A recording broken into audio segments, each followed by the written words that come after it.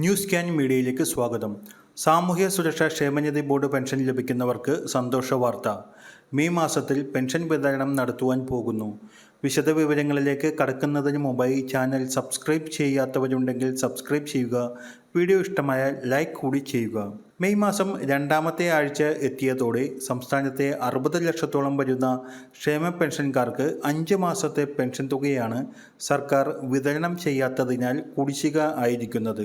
December മാസം മുതൽ April മാസം വരെയുള്ള 5 മാസത്തെ പെൻഷൻ തുകയായി 8,000 രൂപ വീതം ഓരോ പെൻഷൻകാരനും നൽകേണ്ടതുണ്ട്.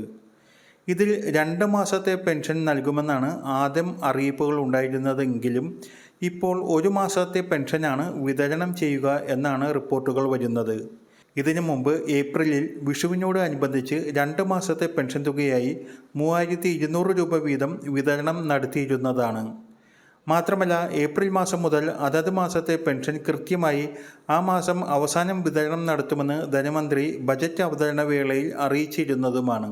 എന്നാൽ ക്ഷേമ പെൻഷൻ വിതരണത്തിനായി സഹകരണ ബാങ്കുകളോട് സർക്കാർ 1,500 കോടി രൂപ ചോദിച്ചെങ്കിലും കിട്ടിയത് 835 കോടി രൂപ മാത്രമാണ്.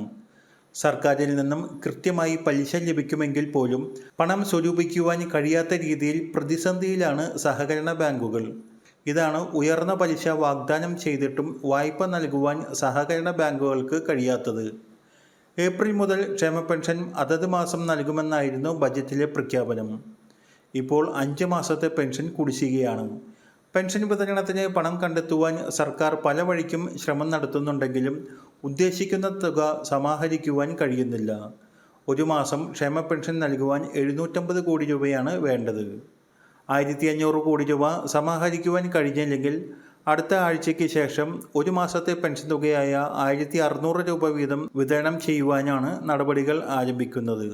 പെൻഷൻ വിതരണ തീയതി അറിയിപ്പ് വന്നാലുടൻ നിങ്ങളെ ചാനലിലൂടെ അറിയിക്കുന്നതാണ്. എല്ലാവിധ ക്ഷേമ പെൻഷൻ അറിയിപ്പുകൾക്കുമായി ചാനൽ സബ്സ്ക്രൈബ് ചെയ്ത് ഉപയോഗിക്കുക.